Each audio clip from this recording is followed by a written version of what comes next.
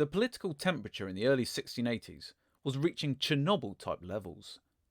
Shaftesbury and other country party members had attempted to indict the Duke of York as a popish recusant and the Duchess of Portsmouth as a public nuisance. And although Chief Justice Scroggs found enough gaps to throw out the bill, Charles ordered York back to Scotland. This power vacuum brought Monmouth back into London, and he soon found himself sitting regularly in the House of Lords. This era of religious turmoil and arguments over the power of the king was also the cradle of political parties and the age of celebrity politician. The capital was now set for a 12 noon showdown between two political heavyweights, Monmouth's champion Shaftesbury and the great trimmer Halifax. Monmouth himself was stirring up trouble as he rode round in his carriage with a new family crest. The new one, a hart wounded with 2 arrows, below the 3 feathers of the Prince of Wales, with angels holding up a scarf on either side. The baton sinister, the sign of his legitimacy, was gone. Henry Sidney, King Charles's ambassador to the Netherlands, was back home for a brief period, and noted that Monmouth had great respect shown him. Louis XIV's ambassador, Barillon, wrote back to his master, "I don't see a person who is not persuaded that the Duke of Monmouth will soon be replaced in all his employments. He shows no design but that of procuring the good and advantage of all the nation by the Duke of York's exclusion. He alleges that once he is re-established at court, he will advance his affairs and succeed more easily by the mean of Parliament, and by keeping himself always tied with those of who have the greatest credit among the people." Shaftesbury and Halifax were already rattling sabres. Shaftesbury was all for pushing the exclusion bill through, get Monmouth declared rightful heir, and then when the king dies, which cannot be too long now, have Shaftesbury himself rule in Monmouth's name. But Halifax, the pragmatist, the centre ground, the trimmer, was for more rational and achievable routes. He believed that if the exclusion bill was passed and the tradition of rightful succession crushed into the dirt, there would be civil war. Gentry and nobility split, Catholics and Cavaliers against Republicans, yeomen and the city people. There were too many men who had experienced the horror of the Civil War and could not, would not, go down the road of 1642. Halifax's suggestion, as York would be too unpalatable for too many, reworded the bill and instead issued severe limitations on him. Limitations so strict that he is bound to refuse the crown, and then Parliament could invite William of Orange, married to Mary, York's daughter, as regents until York himself died. But the clock was ticking. By November 1680, the exclusion bill had passed its third reading in the Commons with a huge majority. 4 days later, Shaftesbury entered the Lords, racked with pain and clutching his speech in a rolled parchment. He ranted and raved and was seen even by his closest followers as almost unhinged. He cried for the king's divorce, the threat of papism and liberty of the people.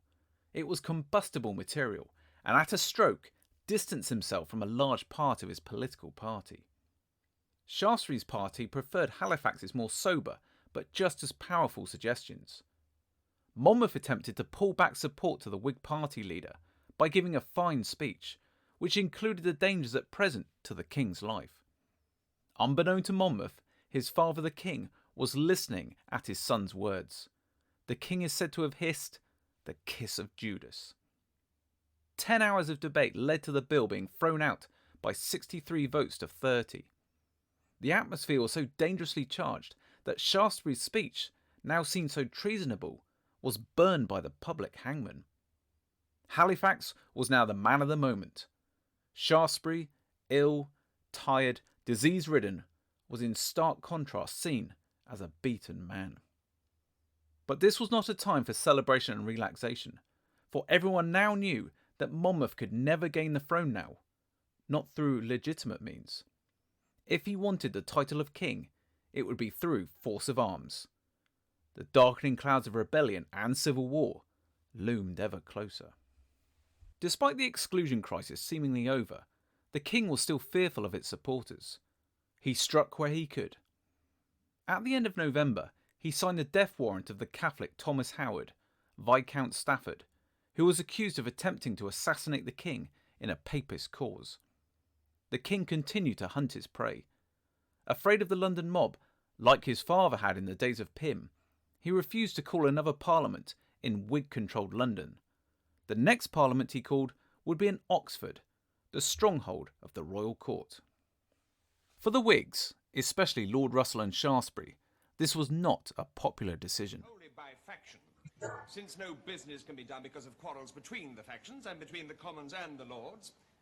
Since the Commons will not grant him revenue sufficient for the fleet and for the Tangier garrison, His Majesty proposes to dissolve Parliament forthwith. May I ask, does His Majesty mean to issue writs for a new Parliament? He does. Does His Majesty expect to obtain one that will love him better? He prays that it will. I am moreover instructed to tell you that since His Majesty will not be in London at that time, Parliament will sit at Oxford. Your Majesty, I protest. There is no precedent for this save in times of plague or civil war. London is the capital city of this realm. All the Lords and many of the Commons members have their houses here. Your proposal, sir, means an intolerable inconvenience. Inconvenient? This is not so serious a matter. But if you change the ancient customs of this kingdom without the consent My Lord Russell, Sir? this is not the place for speeches. Be pleased to sit down. Shaftesbury himself almost decided to plan a revolt in the capital whilst Parliament were away in Oxford.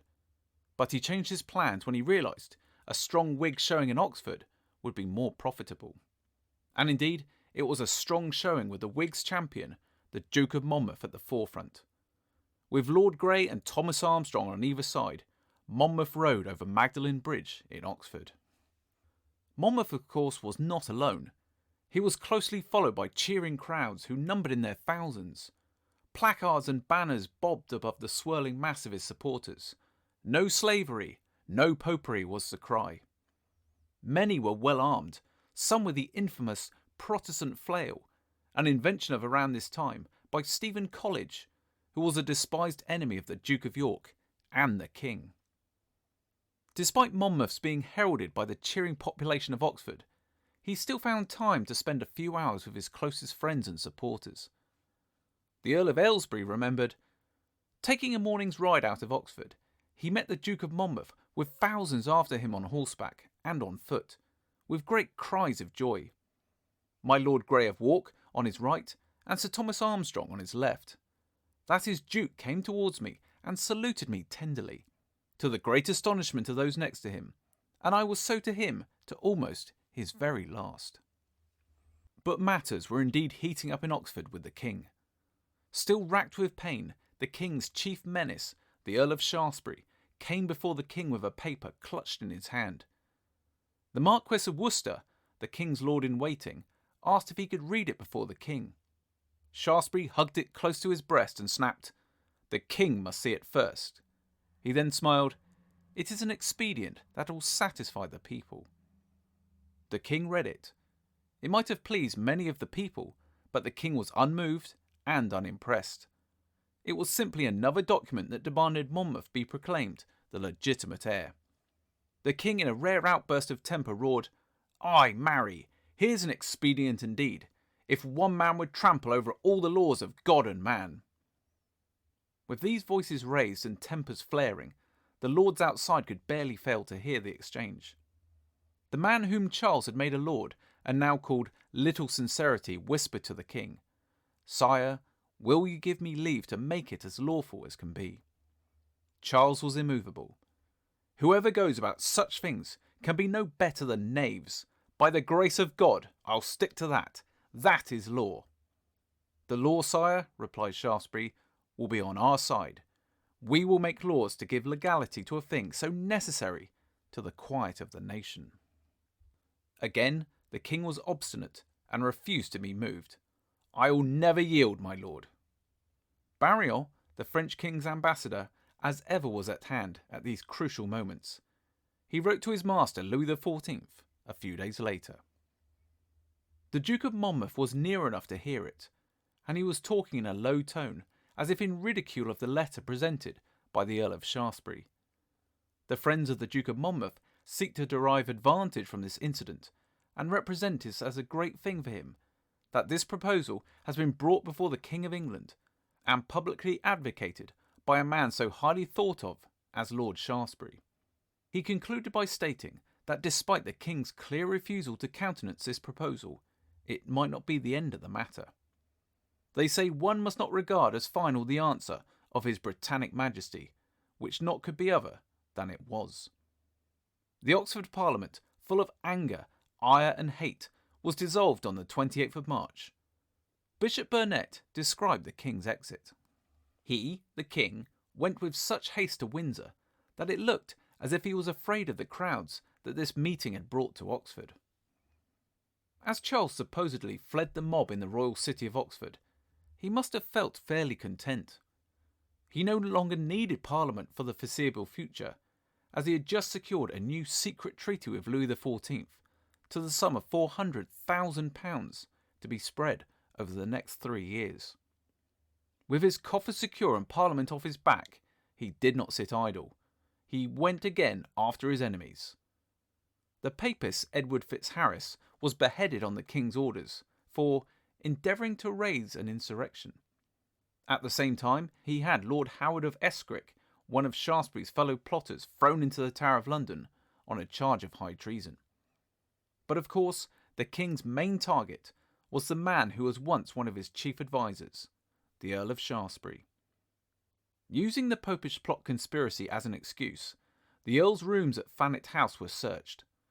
Soldiers broke in during the early hours when the Earl was still asleep. Shaftesbury was clearly not expecting a raid, as seditious papers were soon found. Before midday, Shaftesbury was in the Tower.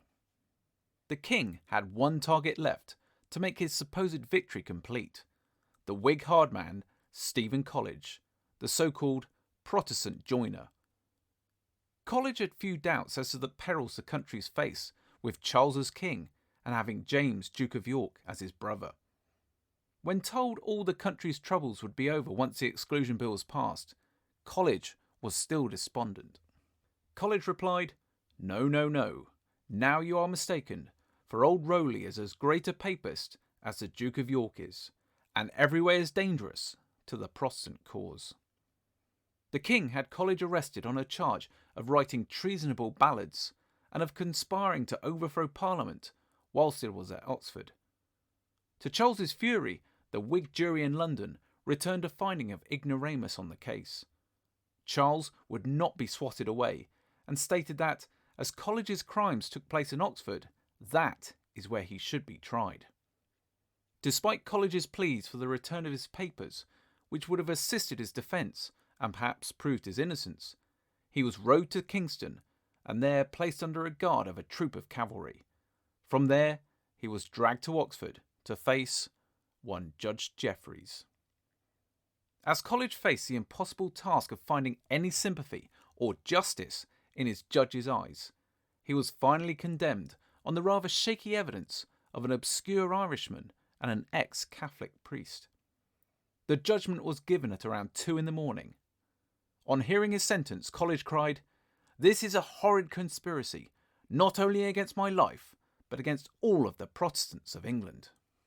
The execution of College may sound horrific to our modern sensibilities, but its gore and its public, blood-soaked ceremony would have been part and parcel of everyday life.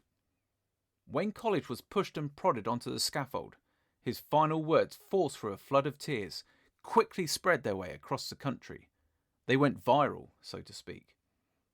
"Where is my dear son that I may kiss him? Dear people, dear Protestants, dear countrymen, the occasion of my coming to Oxford, I do say, was voluntary. The Duke of Monmouth called me to him, and told me had heard a good report of me, and that I was an honest man, and one that was to be trusted. And with several lords and commons did desire me to use my utmost skill in searching all places suspected by the country party, which I did perform, and from thence I had, as I think, the popular name of the Protestant joiner, because they had entrusted me before any man to do that office. My friends, I am innocent of treason." Despite his pleas, College was shoved away to experience the worst death the Stuart state could mete out, the death of a traitor being hanged, drawn and quartered. The king, perhaps in a moment of charity, agreed that College's mutilated limbs should not be displayed on Tower Bridge, but to be buried instead. College replied, "I care not whether I am eaten by flies or worms." The king was finally, after years of trouble and rebellion, beginning to feel safe and in control. In the same month, Titus Oates, the man who had conjured up the horror of the Popish plot, see our video on that here, was banned from court. Soon Charles believed peace would reign over the kingdom, and his wayward son, who he missed dearly, would be back at court by his side. But this was a false hope, for even when Shaftesbury was brought before the London sheriffs to face trial, it was Monmouth himself, much to the fury of the king, who granted bail. Our next episode on my hero, James Scott, Duke of Monmouth, will see him placed under arrest. Will he end his days in the dreaded Tower of London, or does he have adventures still ahead of them? Make sure you subscribe to find out more. As always, thanks for watching.